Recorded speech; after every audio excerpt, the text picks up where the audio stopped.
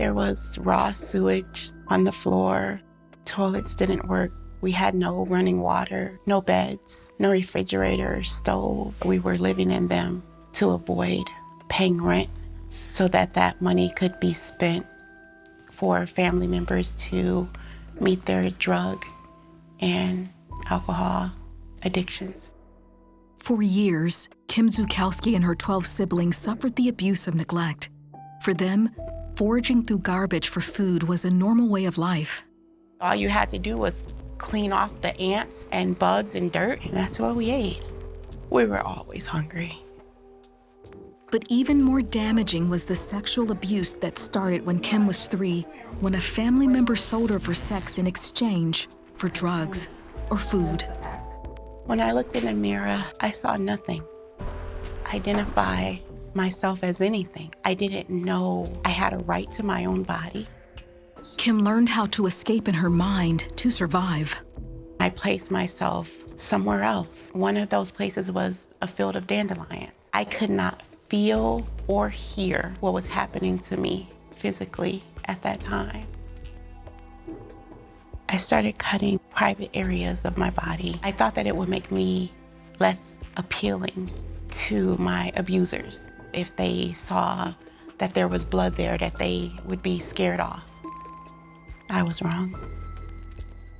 Finally, when Kim was 8, social services discovered their living conditions and neglect and removed her and her siblings from the home. They were placed in separate foster homes. The day I was removed and placed in foster care, that was the hardest day of my life. I could take the sexual abuse. I could not take being separated from my brothers and sisters.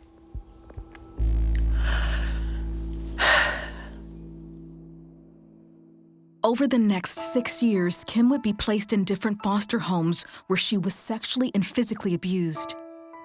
Then, when she was 14, she went to live with her Christian grandmother, Margie Ray Harris, who began taking her to church. The first thing that she told me was that I love you. I had never heard those words before in my life. She taught me that I was worth something, that God is preparing me for something great. And she would always say, "You're gonna be somebody after a while." But Kim still rejected the God her grandmother served. Because I was hurt and I needed revenge and I needed to be avenged. What her grandmother didn't know was Kim continued to be sexually abused when family members came to visit. One day, she took a walk and passed a church where she heard a hymn being sung that really touched Kim's heart. She was singing this song about an anchor and that anchor being a solid rock. I need that. I need an anchor. If Jesus is the answer, I needed to know him. Kim began praying to God. I know you don't know who I am, because if you knew who I was, you probably wouldn't have let all these things happen that happened to me. But I hope you want to know me, because I want to know you. I just started to ask him to show me how to find Jesus. At 16, Kim was emancipated. Now an adult, she started working to provide for herself and her siblings. But there was one thing she couldn't escape: memories of the abuse from her past. I began to really, really hate them. I mean, really wish death on them. I thought that they deserved to die. At 17, Kim met a Christian man named Alan. As they began dating, he started taking her to church with him. That's when she learned how to find Jesus. The abuse happened to me, but I sinned. I lied. I had hatred, animosity. I was in need of a savior. Kim surrendered her life to Christ and was baptized. As Kim's relationship with God grew, so did her understanding of her need to forgive her abusers. None of my abusers have ever come to me and asked me for forgiveness. They don't need to. I forgave them because God forgave me. And how can I approach God with hatred in my heart? When Kim was 19, Kim and Alan married.